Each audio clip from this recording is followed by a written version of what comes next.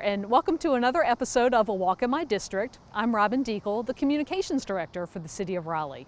Today we're in District E, which starts near downtown, just north of Wade Avenue, snakes along between 440, and then goes north to Brier Creek. And we have with us today Christina Jones, the representative of District E. Hello, Christina. Hi, Robin. Thank you so much for having me. Tell us where we are and why we're here. Great. We are at the North Carolina Museum of Art, which sits right on the boundary of District E and District D. So right behind me, we have the DHHS construction building. We are at the museum with all of our artwork. And I really thought this was important because as we grow as a city and we see the growth in this area specifically, we want to make sure that we're connecting nature, art, and development all together.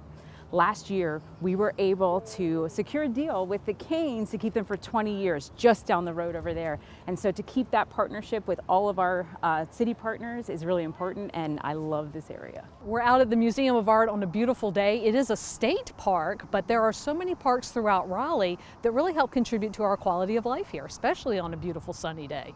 Yes, I had the privilege of serving for 2 years on our parks board and got to see the amazing greenway and park system that Raleigh provides. The forethought that previous councils have to use our greenway system on our flood-prone areas has really made this a center, a web of paths that really give residents an opportunity to get away from the day-to-day grind.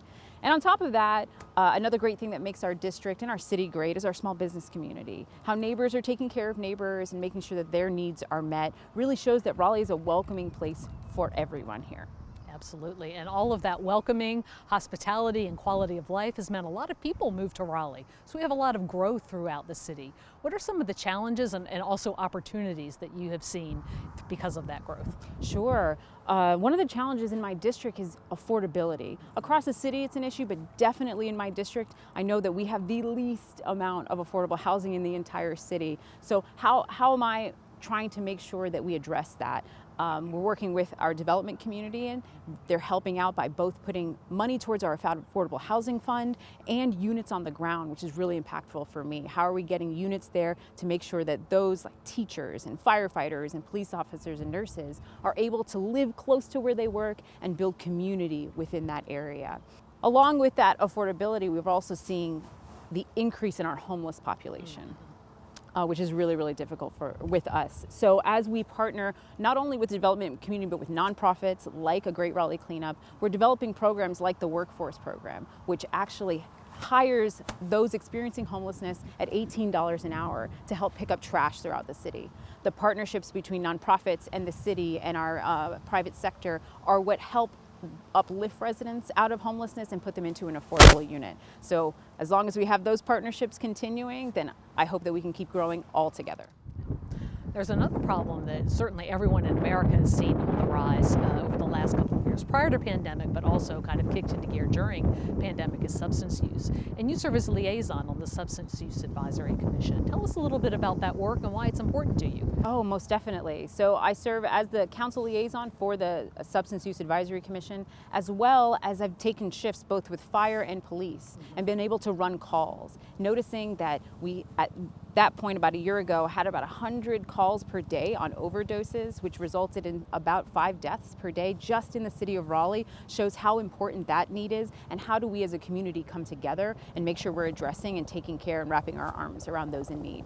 Well, thank you for sharing that, Councilmember Jones. That's really important work, and very important for the city of Raleigh to have help when you need it.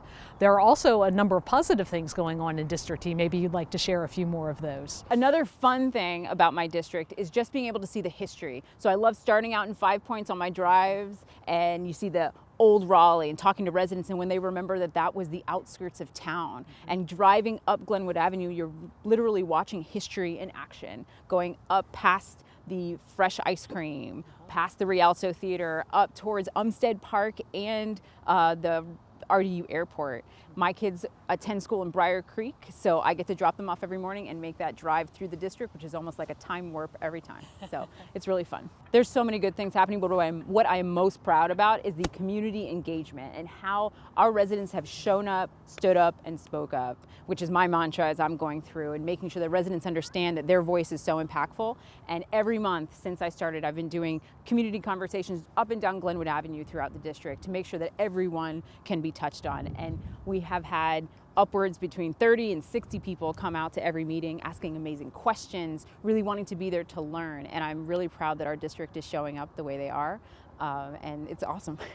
All right, well, thank you for joining us today. Thank you for listening. And this concludes another episode of A Walk in My District.